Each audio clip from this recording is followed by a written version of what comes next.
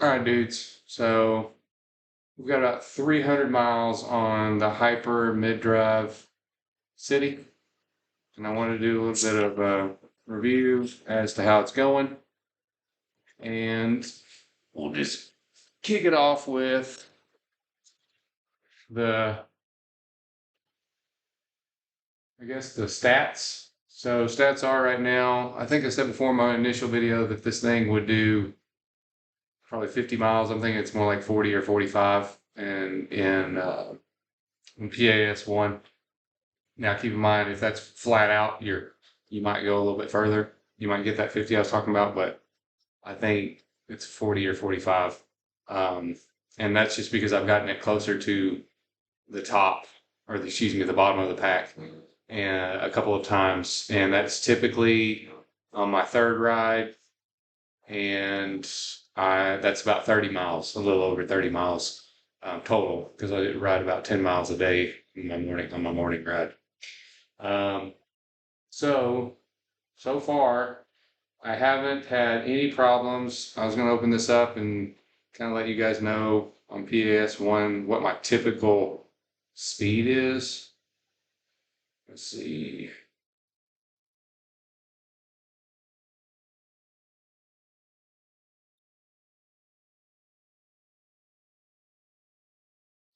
So, here we go. So typically, I've got a 10.14 mile ride, 476 feet of elevation.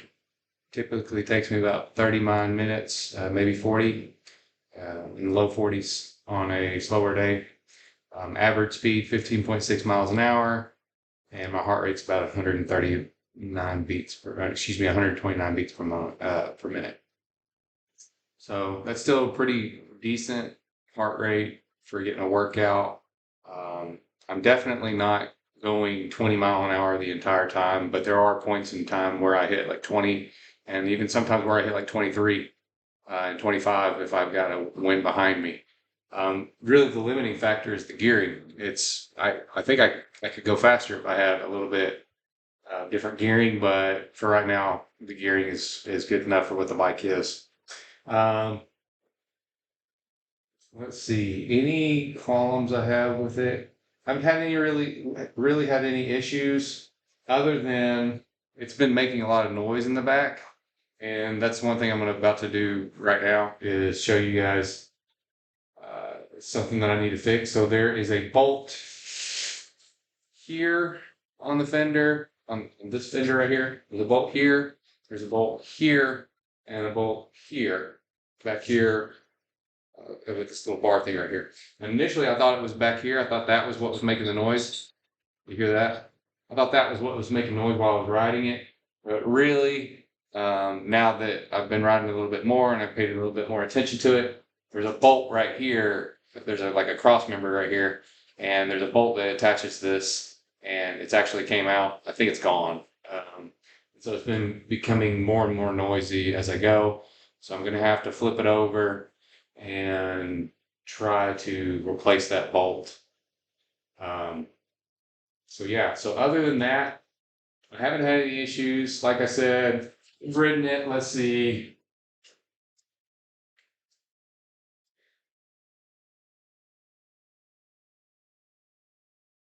321 miles. And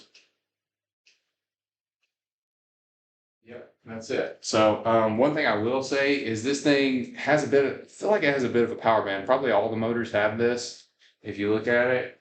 But and when I say that, I don't mean like a two-stroke power band. I mean like there's a band or a certain cadence where this thing really puts in the power. And if you get beyond that cadence, it doesn't really like to assist. And if you go below that cadence, it doesn't really like to assist. And so what I found is typically between 90 and 100 is where the cadence really likes to give you the assistance. And so that's that. I don't really have any other qualms. I will say that I did try this battery out. I tried the E-Ride Mountain and even the E-Ride Mountain 24 or 26. And those batteries swap out with this, so you could potentially have 1 or 2 batteries if you bought 2 of these, or if you bought 2 different hyper bikes that had a similar size battery. The capacity is not the same, but the size of the bike, the battery is the same. So that's helpful for people who are looking for maybe additional range that they don't have. You could potentially take a second battery with you in a backpack and go just a little bit further. The brakes initially were really, really firm. They've softened up a little bit. I've had a couple of close calls where I've had cars, almost run me over a few times, and I will say it stops me well enough. I've been in a couple of emergency situations and it was okay. One thing that I don't love about how it handles is the front fork, and I don't know if I mentioned this in my first video, but and maybe it's just the setup. I've just not been on a hybrid bike like this before and tried this, or maybe it's just the softness of the fork. But when you're going and you really get on the brakes, it likes to wobble. And that's another thing too, is I like to ride without my hands. I like to ride no hands, just and rest my back a little bit and sit completely upright. And this bike, as best as I can tell, and I've been on quite a few bikes, it has a little bit of a wobble. I don't know if it's the tire or if it's just the forks or what, but it does have like a little wobble where I end up having to leave one hand on the handlebars. I can ride it with no hands, but it's just not as it doesn't feel safe compared to my other bikes that I ride. Specifically like this bike back here, my Giant. It's an old cross country bike. I can ride that bike miles without putting my hands on the handlebars. And so that's a little bit of a bummer, but I can get over it. Other than that, I don't really have any issues. It's been just as good as it was in the first video for the first, 100 miles that I rode it. I haven't had any issues. There have been a couple of folks that have, kind of commented and asked if they should buy this bike. I think it's a great bike. That being said, if you're buying for $1,500, I would really struggle to say buy this over something used, like a used Giant or something like that, or even a used Juice or what's the other one? Aventon. You can find those, and you typically get those people to come off of those about $800 to $1,000. Originally $2,000 bikes. And I think your money might be better spent if you're spending $1,500 to go for a nicer bike that may go 28 miles an hour and kind of serve a little bit better as far as part availability and support for it and all these other things. I'm not saying this is a bad bike. It's a great bike. I think for $699, I'm super ecstatic that I got it.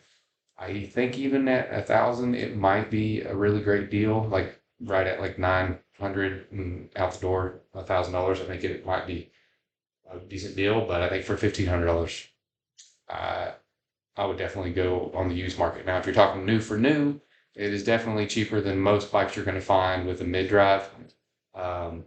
But I've seen them. I've seen some bikes out there with the Bafang motors that are very close to that same price point, and they're probably just as good, if not better, in the motor department and component department and all these other things. So that's my take right now. What I'm going to do is I'm going to try to flip this thing over and try to take off of this back wheel, and then I'm going to try to go to Home Depot or something like that and see if I can find the bolt to replace this. I tried using some zip ties. You might see that. You might see me try to finagle with those.